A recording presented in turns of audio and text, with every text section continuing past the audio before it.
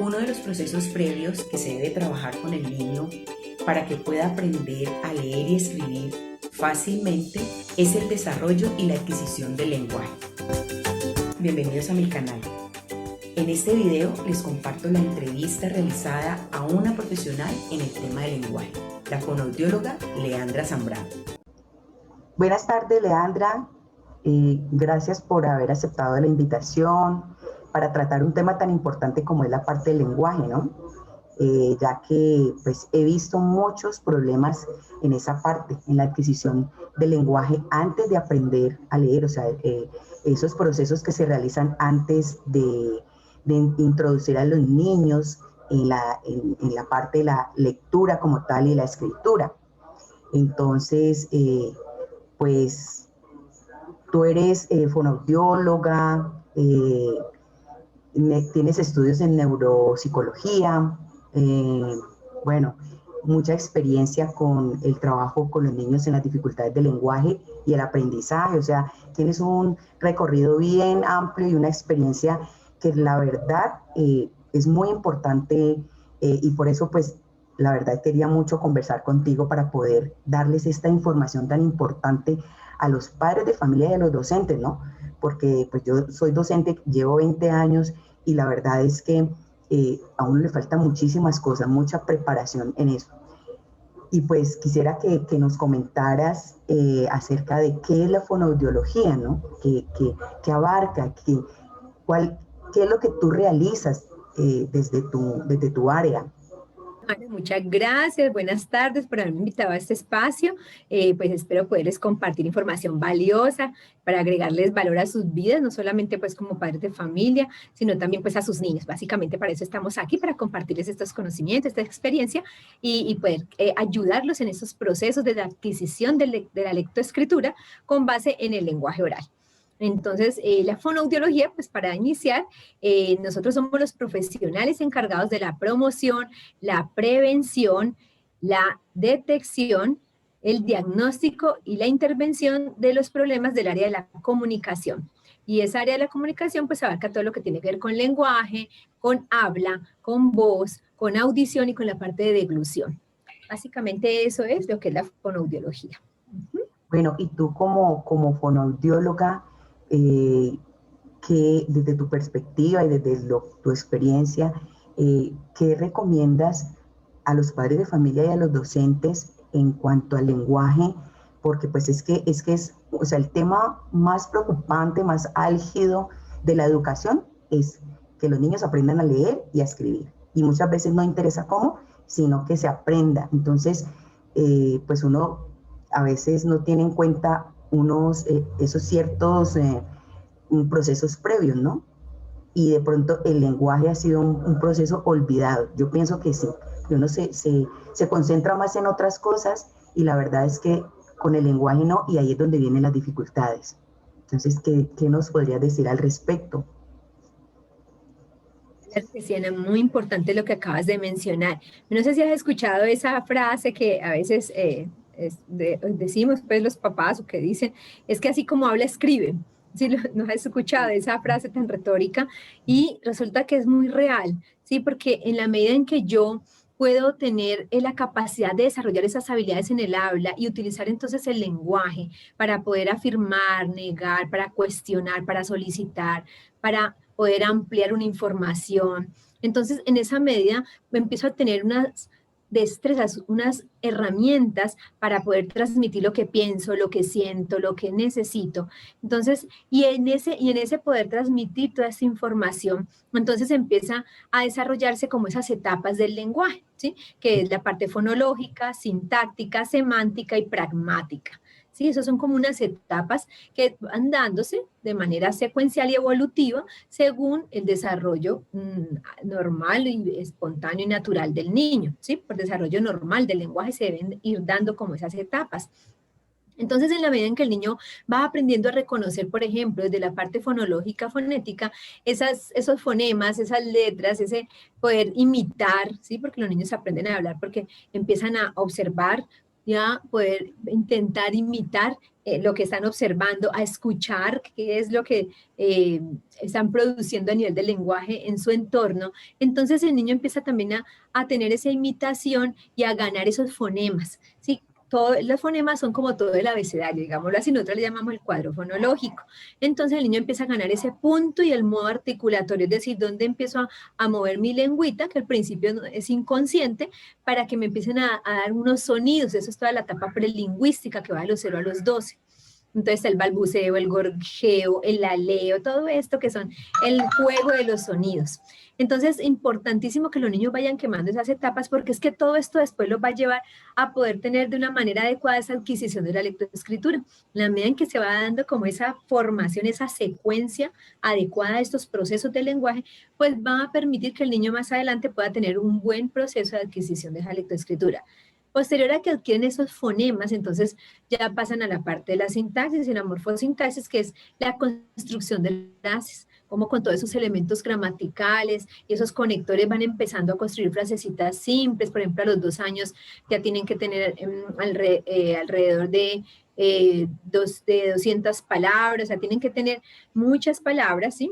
Y empezar, así sean a media lengua, y empezar a construir frases de a 2 palabras, ¿sí? Entonces, allí empiezan ellos a construir esas frases simples, es que es una palabra pivote acompañada de otra, y luego van haciendo expansión y extensión de esas frases. Entonces, muy importante porque ahí tienen que ir ganando vocabulario. Para yo construir frases necesito el vocabulario, que luego necesito para hacer ese proceso de lectura y escritura y darle comprensión a ese proceso y entender qué es lo que estoy leyendo, qué es lo que debo escribir, porque desde acá ya se ha dado una comprensión. Entonces, Claro. está ese proceso de fonología, de sintaxis, donde también además está toda la parte de entonación, de esos elementos suprasegmentales del habla, las inflexiones del lenguaje, eso se llama entonación o prosodia. Y luego pasamos a esa parte semántica. Obviamente que todo eso se va en paralelo, ¿no? Acorde a la edad de cada niño, eso va creciendo, va en una curva ascendente. Entonces, cuando el niño entiende que una palabra, ¿sí? Cualquier palabra, que la pelota y la ve y la toca y la siente y la hace rodar y demás, y él ya le da un significado a eso.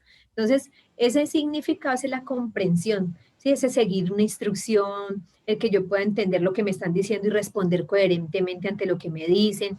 Entonces, esa parte también tiene que irse ganando en ellos, desde la parte articulatoria, de la parte de la construcción de frases, de la parte de la comprensión del lenguaje, y en la parte pragmática, que es la última, es ese uso que yo le doy al lenguaje.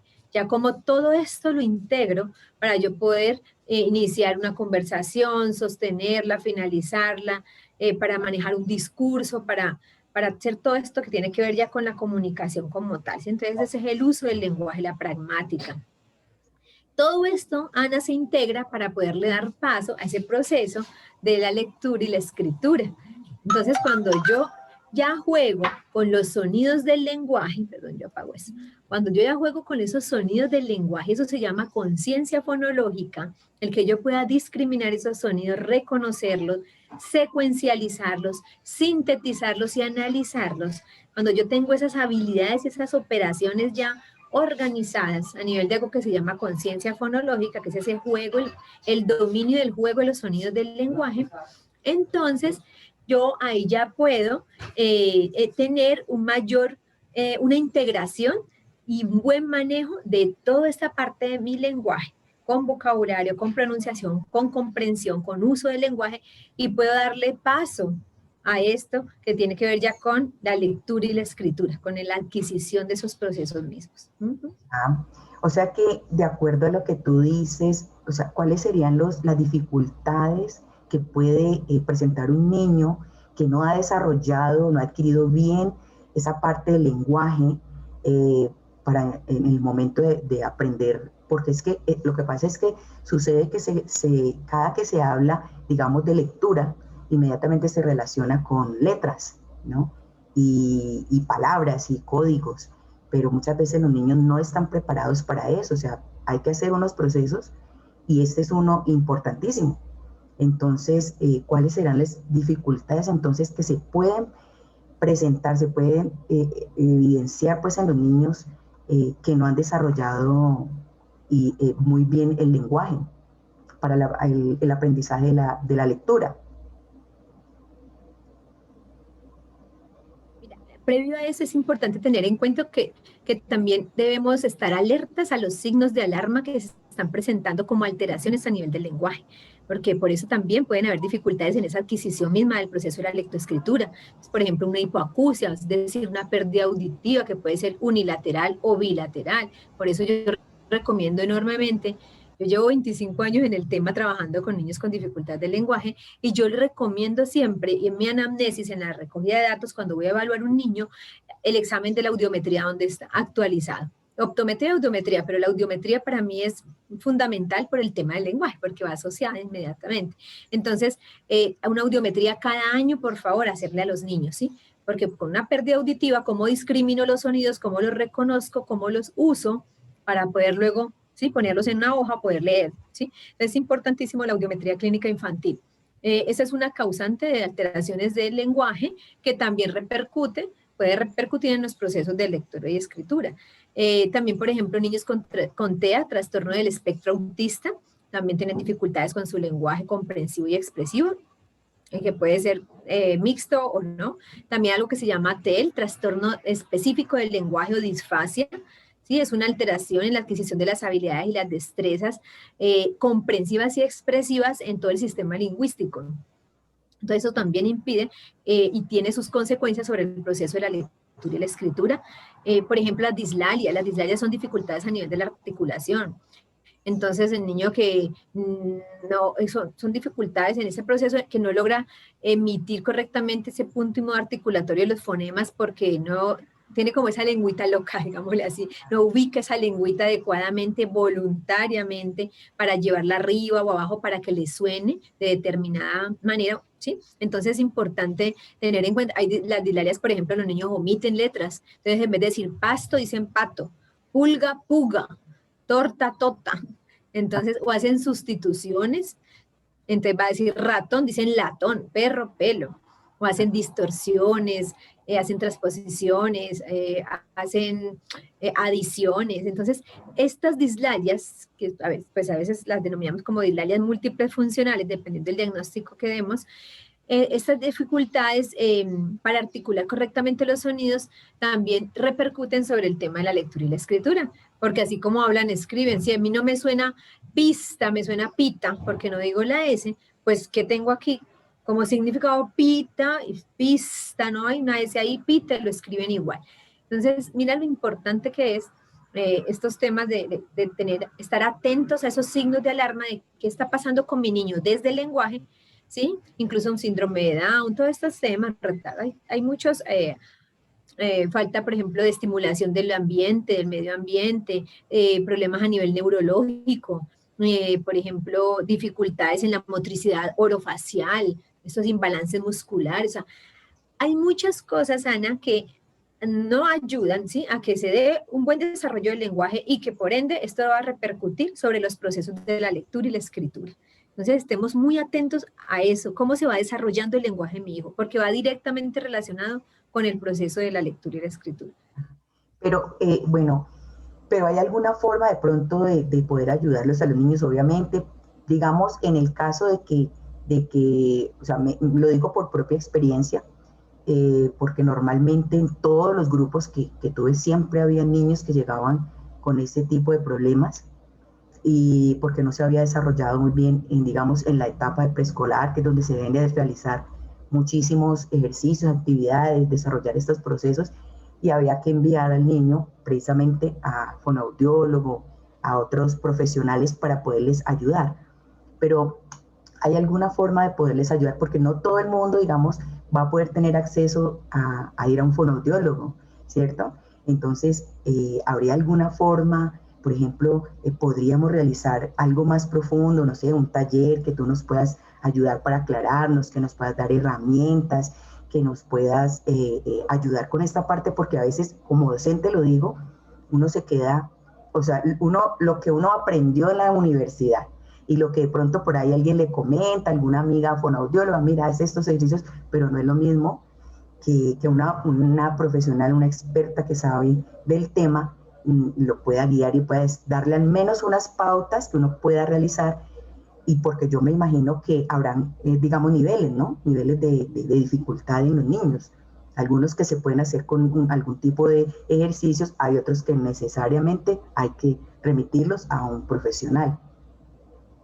Entonces, ¿tú Y es Ana, sí. qué piensas al respecto? Claro, Ana, tienes toda la razón.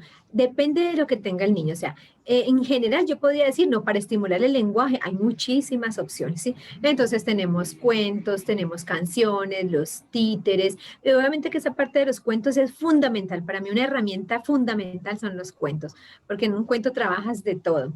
Trabajas vocabulario, construcción de frase, toda la parte de procesos de pensamiento, trabajas secuencias, trabajas creatividad, imaginación, trabajas de todo, es bello. Los cuentos es para mí es una herramienta maravillosa.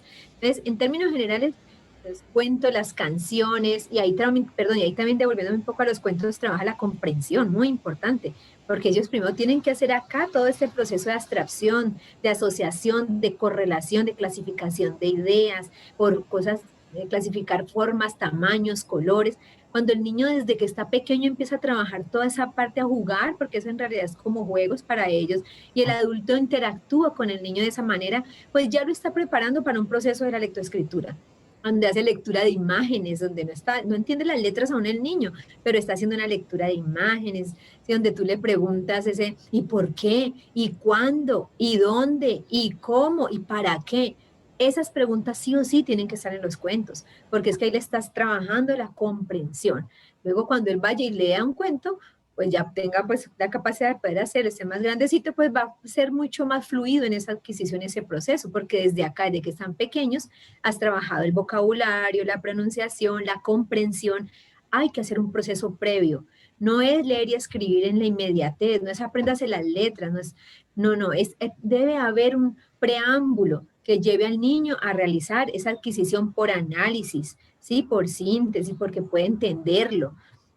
Entonces es importante para estimular el lenguaje muchas cosas que obviamente van a favorecer los procesos de lectoescritura. Entonces están cuentos, canciones, títeres, están todo lo que son juegos de lotería, el veo veo, Simón dice, bueno, hay muchos juegos, el concéntrese o el memory, estás trabajando en el vocabulario, memoria, atención y concentración, los dispositivos básicos de aprendizaje, muy importantes. Claro, pero precisamente hay muchas personas, digamos, uno como docente puede tener la pedagogía para aplicarlo, ¿cierto? Pero de pronto hay padres de familia y más ahora en esta época, en este momento donde todo el mundo está prácticamente con sus niños en la casa, estamos, digamos, en lo de la pandemia y todo, trabajando de manera virtual, entonces sería muy apropiado, me parece, poder brindar esas herramientas que de alguna forma se puedan aplicar, ¿no? Porque este es un tema muy profundo, la verdad es que hay mucha tela para cortar, como se dice, y pues qué mejor hacerlo con una persona que realmente sabe, que conoce a ciencia cierta, por su experiencia y por su profesionalismo, todo lo relacionado con la parte del lenguaje. Me gustaría mucho que pudiéramos realizar un taller para brindar estas herramientas a padres de familia y docentes. Claro que sí, Ana, y yo lo he hecho, Ana, yo pues cuando empieza pandemia pues toca a enfocarse más bajo modalidad virtual y he podido ayudar a muchas familias a través de los talleres y las charlas que dicto para que puedan estimular y desarrollar ese lenguaje en la casa, les puedan ayudar a corregir esa pronunciación a través de gimnasia articulatoria de las praxias, todas estas cosas que ayudan a que el niño pueda hablar mejor, pero también de alguna manera trabajando con ellos la conciencia fonológica, que eso es la base del proceso de la lectura.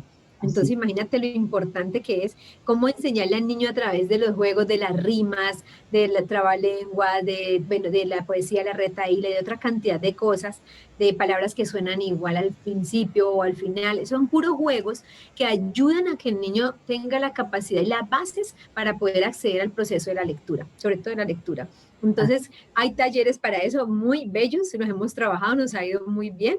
Y bueno, los papás cuando están muy juiciosos en casa haciendo todas estas actividades, pues evidentemente tienen los resultados. Entonces me escriben, me llaman, Leandra, ya aprendí a leer y a escribir. y realmente yo no estaba enseñándole a leer y escribir, simplemente estaba era trabajando el lenguaje como la base de ese proceso de la lectura, conciencia fonológica como base de ese proceso de lectura. Súper. Entonces es supremamente importante. Sí, bueno, y ahí sería también, se me ocurre en este momento, por lo que hablaba sobre así como pronuncian, así escriben, ¿no?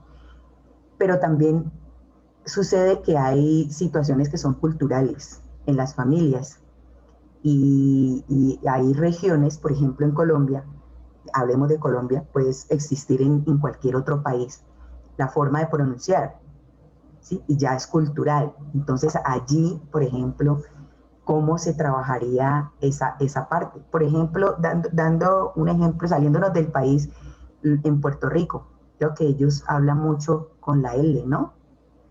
Ajá. Entonces, exacto. Entonces, esa parte, ¿cómo sería el trabajo con los niños o se quedan escribiendo así, leyendo así porque es su cultura? Cultura, claro. Pues mira, Ana, yo he tenido la experiencia este año de pandemia, toda que me virtualicé haciendo mis terapias también online, porque hago teleterapias online con familias de otros países y de acá de Colombia. Por ejemplo, he tenido familias de Bolivia y las personas de Bolivia la R la arrastran mucho. Entonces, por ejemplo, nos dicen carro y a nosotros nos suena acentuadito y vibrante esa lengua. Ellos dicen el carro, el perro, la correa. Entonces, mi pregunta era, el niño tenía unas dislalias, yo trabajé con él, sacamos adelante esas dislalias, las pronuncié ya muy bien, pero la R, la mamá me decía, no, dejémoslo así porque es que aquí pronunciamos así. Yo le dije, listo, es un proceso ¿Verdad? Igual, sí, cultural, como tú dices, entonces yo hay soy que de respetar Ecuador y mucho sí, eso. igual. Cuando ya pasan a la lectura, sí, cuando pasan a la lectura y la escritura ya, pues obviamente, si este fonema que hace parte del abecedario y demás está allí, pues hay que enseñarles que así como lo están pronunciando, aunque sea arrastradito, para nosotros arrastrado, para ellos bien, pues entonces ese fonema es el que le suena a él como, de esa manera como lo hacen. Entonces la rosa, el rey se ríe mucho y listo, y lo hacen bien, pero es Ajá. cuando ya lo identifican, ¿sí? Para ellos ya hay está la imagen, el símbolo de cómo es la R, aunque la digan de cierta manera, y para nosotros también es diferente, pero igual. Así. Entonces, pienso que eso hace parte de que en la casa pues estén atentos a que no omita ese fonema, cuando en Puerto Rico, por ejemplo, cuando la sustituyen por L, cómo el niño está haciendo esa transición allí, ¿sí? ¿Cómo le está haciendo? Es porque, así como hablan, escriben, es un tema complejo. He Sí, encontrado ambas cosas. Mm. exacto. Y porque también sucede que el niño cuando está empezando el desarrollo del lenguaje y los papás también no le hablan con las palabras correctas, sino eh, le hacen los pucheritos y no sé, así muchas veces se quedan hablando los niños así. Y luego viene la dificultad, ¿no? Entonces a veces sacar uno de los padres de familia como eh, de esa forma de tratar al niño, porque es que uno lo puede mimar, pero hay que hablarle correctamente y eso es lo que uno encuentra por cantidades niños que hablan de esa manera. Y no es porque tengan un problema de lenguaje, sí, sino porque les han hablado así. Y ya luego ya les cuesta hacer la pronunciación correcta de los fonemas.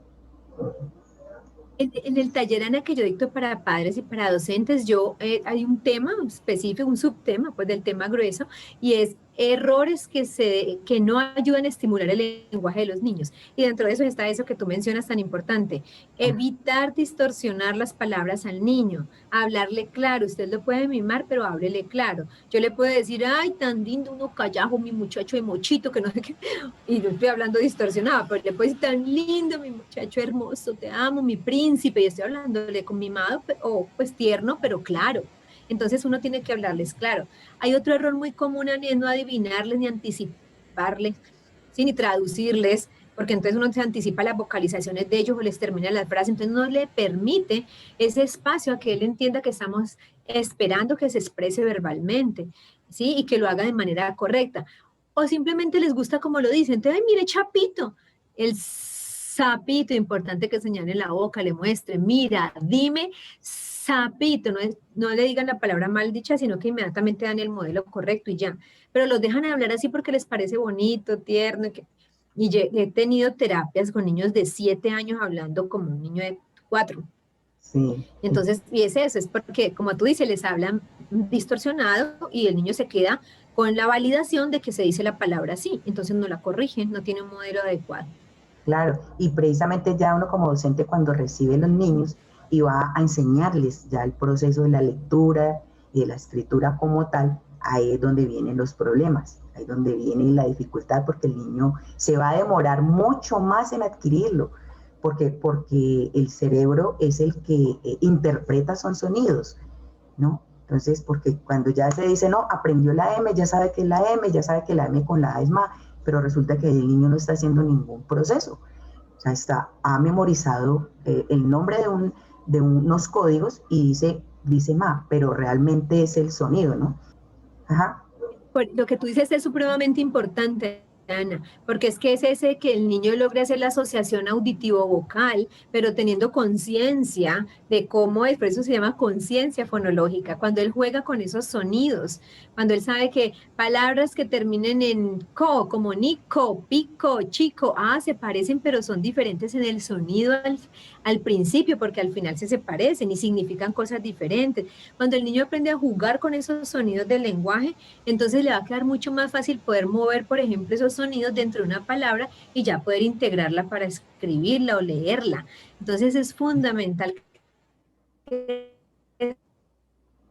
desarrollen esas habilidades del lenguaje fonológica. Y los niños no nacen, Ana, con conciencia fonológica. Los niños la desarrollan en esas primeras etapas y es parte de nuestra labor, digo, nuestra labor como mamá, yo también soy mamá de 2 nenas y fonoaudióloga pues ya de 25 años, y las docentes y los padres de familia en casa ayudarle a los niños a desarrollar esa conciencia fonológica. ¿Cómo la desarrollan? Eso es parte del taller también que vamos a editar, que va a estar precioso, porque es teórico práctico. A mí me gusta mucho lo práctico para que lo aprendan, lo adquieran. Y Así es. dentro de eso, por ejemplo, herramientas como lo que les decía, la rima, es muy importante que el niño empiece a jugar con esos sonidos. Una palabra que empiece con to, él te dice sopa. No, mira, Sí, to. Es diferente a so, ¿cuál es, mi amor? O sea, jugar con eso. Sí, dime si estas palabras se parecen, lechuga, oruga y pizza. ¿Cuáles se parecen y cuál no te suena parecida? Lechuga, oruga. Pizza, ¿cuál te suena diferente al final? O sea, que juegue, que él juegue. ¿Sí? Cuando aprenden a hacer esto, es mucho más fácil que aprendan a leer y escribir, sobre todo a leer. claro, pero sabes que allí ahora recuerdo pues todos los años que he trabajado con niños y las dificultades que se presentaban con los niños en el momento de leer, de aprender a leer, o por ejemplo, ahora ya niños grandes, que estoy haciendo refuerzo con ellos, porque aprendieron sencillamente a memorizar unos códigos.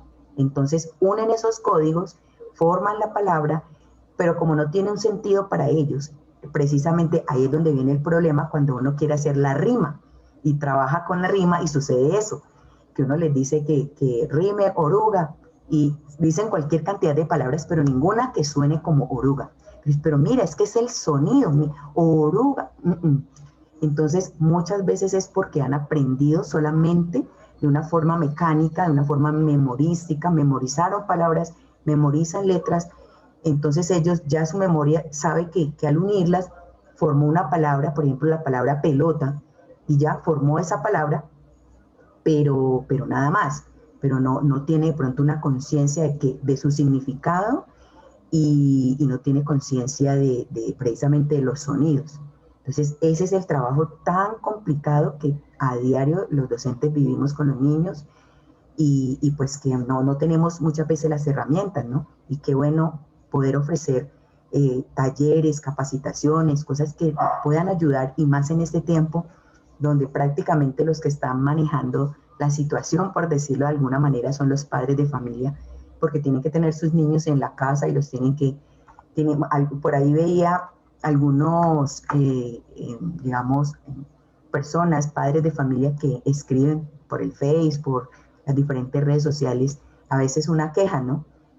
Es que nos tocó hacer de profesores, es que ya no tenemos la pedagogía, y es cierto, o sea, uno les da la razón y que se necesitan herramientas, se necesitan de pronto este tipo de espacios para poder aprender, porque pues Imagínate, ni siquiera uno como docente tiene pronto esos conocimientos para poder aplicarlos con los niños. Entonces, sería muy bueno poder realizar ese taller. Entonces, quedamos pendientes, voy a hacer la invitación, vamos a programarlo y vamos a invitar padres de familia, docentes que quieran hacer parte del taller para poder recibir todas estas herramientas, todo esto que realmente, de verdad, que es un proceso muy olvidado, es la verdad. Porque el lenguaje, uno piensa que eso se adquiere en algún momento y no, es un proceso que tiene que ser antes de. Bueno, muchísimas gracias por haber aceptado, por este espacio tan rico, poder conocer más cosas, es enriquecedor y pues para ya podernos ver luego en el taller que vamos a realizar. Ana, estoy para servirles. Si de pronto quieren conocer del trabajo que realizo, yo estoy en Instagram como @leandra.zambrano con Z, @leandra.zambrano. Ahí encuentran videos, actividades sobre el lenguaje, sobre todo lo que tiene que ver con comunicación y lenguaje con los niños. Entonces, pues aquí estoy para servirles. Si de pronto requieren alguna consulta o algo, con mucho gusto también. Entonces ahí me pueden escribir. Bueno. Muchísimas gracias, que estén muy bien. Y fue un placer. Y por invitarme en este espacio tan bonito. Bueno, muchísimas gracias. Que estés muy bien. Hemos preparado un taller muy especial para brindar herramientas y estrategias y así poder ayudar a los niños en este proceso. Suscríbete a mi canal para que sigas recibiendo más información sobre estos temas tan importantes.